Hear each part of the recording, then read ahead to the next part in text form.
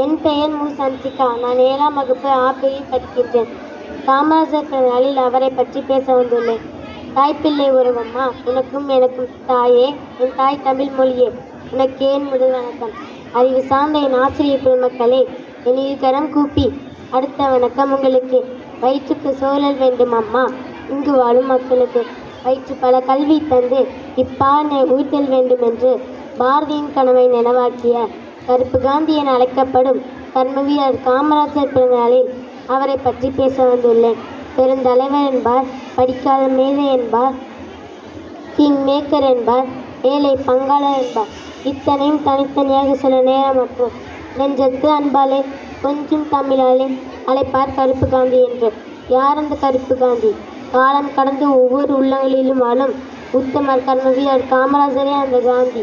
தன் வீட்டை அல்ல, இந்த நாடையே தன் வீரனுக்கு அதன் வளர்ச்சிக்கு இரவும் பகலும் பாடுபட்டவர். இவர் படிக்காத மேதை அல்ல, ஏழை குழந்தைகளை படிக்க வைத்த மேதை. குழந்தைகள் படிக்க பல்வேறு பள்ளிகளை கட்டினார். இவர் ஆட்சி காலத்தில் 13,000க்கும் ஏற்பட்ட புதிய பள்ளிகளை தொடங்கப்பட்டன. பள்ளி மாணவர்களின் எண்ணிக்கை 19 லட்சத்திலிருந்து 40 லட்சமாக உயர்ந்தது.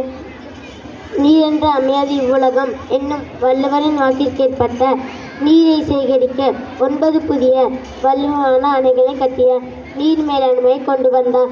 தொழில்துறை மின்சார துளியை வலுப்படுத்த நெய்வேலி நிலக்கரி சுரங்கம் மற்றும் காகித தொழிற்சாலைகள் பல என்ற தொழிற்சாலைகளை உருவாக்க ஆணையிட்டார். என் அன்பு தலைவர் காமராஜரே, நீ ஆண்டதோறும் 9 ஆண்டுகள், ஆனால் உன் பெயர் சொல்லும் சாதனைகளோ பல 100 ஆண்டுகள்.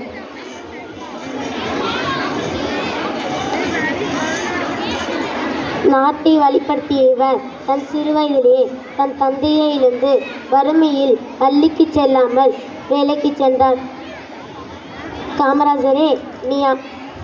காமராஜரே, இந்தியாவே உன் கையில், ஆனால் உன் சட்டை பையில் 1 ரூபாய் கூட இல்லையே.